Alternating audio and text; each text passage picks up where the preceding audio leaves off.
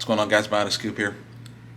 And, we talk a lot about different devices and stuff on here, but my true everyday carry, I don't really talk about much on here. I've mentioned it briefly, and you've seen it, but I haven't really talked about my experience with it. So, let's talk about it.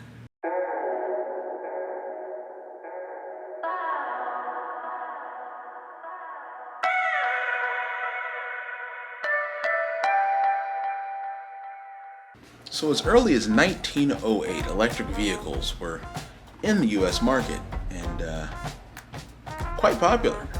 But combustion engine motor companies kind of give it the old kibosh.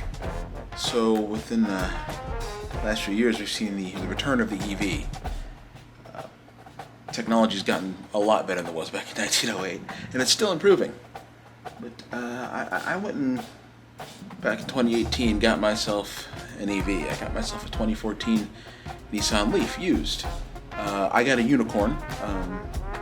When I got it at the dealership, it only had 12,000 miles on it in 2018, and the battery health was amazing. So with the price they offered, I couldn't say no. So the Hell Leaf was born. A common misconception about EVs, especially now, is there's not enough places to charge. There are plenty. There's an app called PlugShare that I use that allows me to plan my day and see if I need to charge while I'm out, exactly where I can charge, and even how much it costs. So let's go check out one of those stations right now. Driving an EV is a little different too. It's a whole different experience. It's quiet. It's incredibly quiet.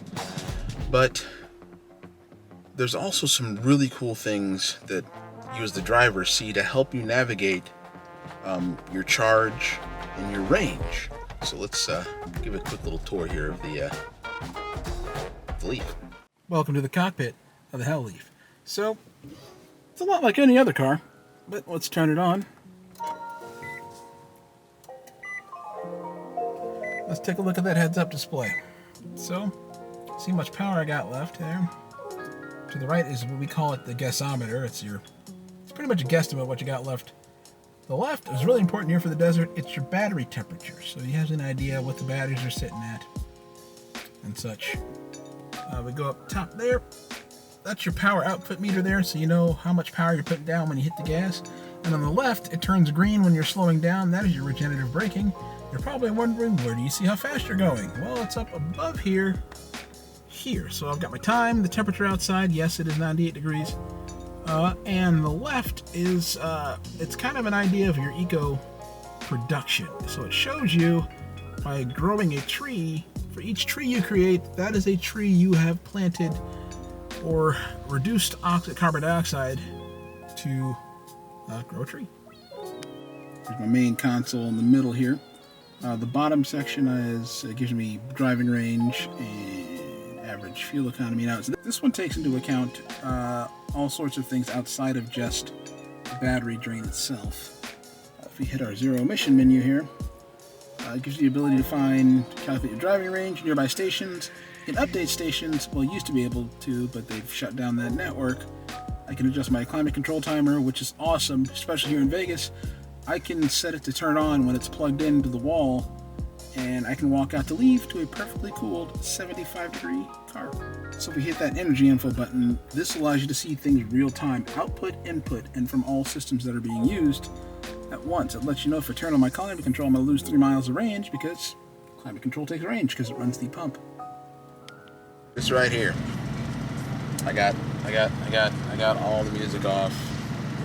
I got everything off, and I got the windows open, and you hear everything. There's no motor noise. It's just literally the world around you.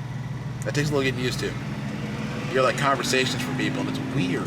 Like you hear like everyone's conversations in their cars. But as we're going now, we're about 35 miles an hour.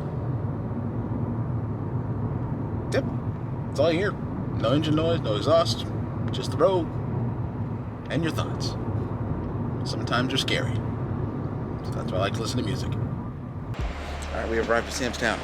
So, this right here is a ChargePoint station. ChargePoint's one of the companies that exists to do this.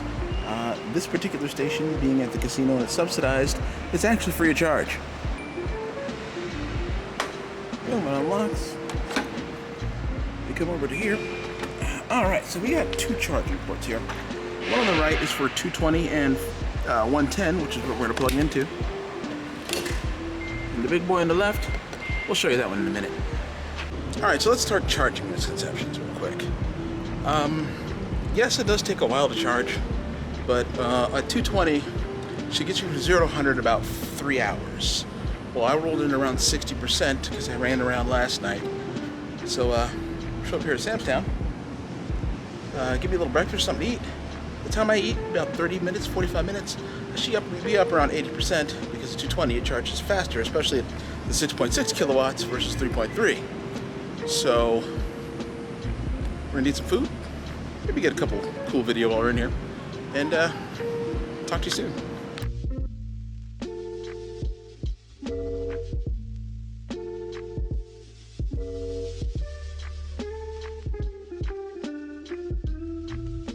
This is literally the perfect segue to talk about the big port we were looked at earlier. That is a Chatamo 440 volt direct DC charging port. Now it allows me to pump 440 volts directly into the battery. That is fast charging. That goes from 0 to 80% in 28 minutes. At a certain percentage, and in 12 minutes I went inside, got me some snacks, came back, and I was ready to go at around 85%. Alright, we're back out to the car, and you can see another car sit up next to me there, and that kind of slows down the charge a little bit because it goes from it now splits the charge between two vehicles. So it would be 6.6 kilowatts directly to my vehicle. It's now 3.3 to each one, but looks like he's done. So I'm probably gonna get 6.6, and judging by my lights blinking, we're over 60%. So let's see what it looks like. Back in the Hell Leaf. So judging by the lights, we are over 60%, which is a beautiful thing. We were in there for about 40 minutes. Got me something to eat, went to the restroom, played a slot, won a little money, life is good. So let's see what the Hell Leaf says we are at before we leave. Let's fire her up.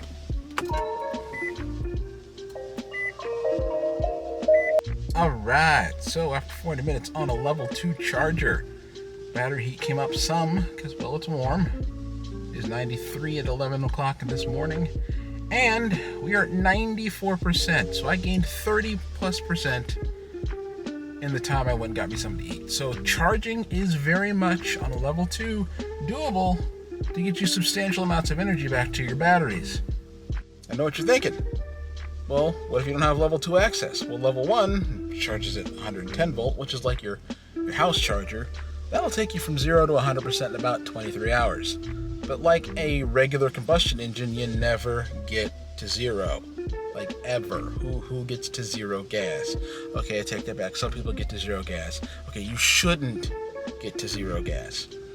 But for that, I have a level 1 charger that's in my trunk at all times. I can plug into any outlet and charge in an emergency, and it's what I use at work. I'm going to be at work for 8 to 10 hours a day, sometimes longer. Okay, 12 hours a day. And at that time, I'm not going anywhere, so why not plug it into a 110 volt and get my car charged? So I may go 1 or 2 days without charging, going back and forth to work, knowing I don't have any errands to run. But on that next day, I'm going to get to work, I'm going to plug in. It won't leave for about 10 minutes to go get lunch and come back. I may have plug it in at 30% and go home at 80%. Because, well, it's on the charger the whole time. I got nowhere to go. It's 12 hours. So, all in all, owning an electric vehicle is a complete change of the way you do things. It has to be a mindset change. You have to go into this situation knowing my fueling is a little different, and the way I do things has to be different. We have to adjust to it. A lot of people go into this, regardless of brand, Nissan, Tesla, Chevy, and they don't think it all the way through. They think it's the cool new thing, but they don't really think about the adjustments they'll have to make in their daily life. And I think that's the main thing holding people up is change. It is a big change from the way we do things normally. So that change will be difficult for some people. It is a very viable option for a lot of people right now. And maintenance costs are low. In the 3 years I've owned this thing, I've spent exactly $190 on it.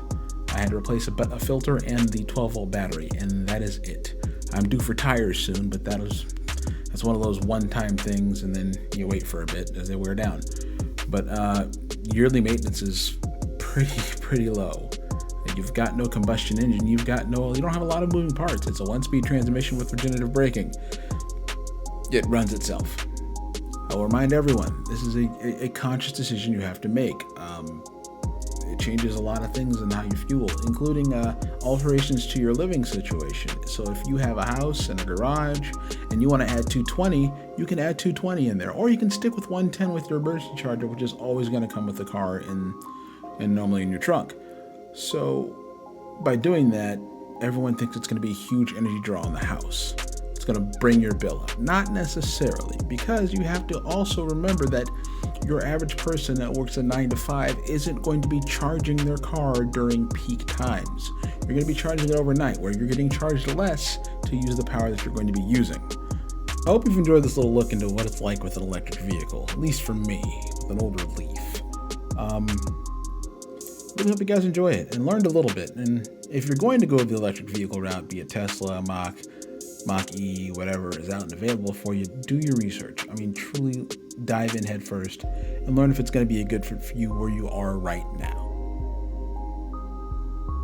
Oh, wait. Before we go and we move on with life, I got to thank you guys.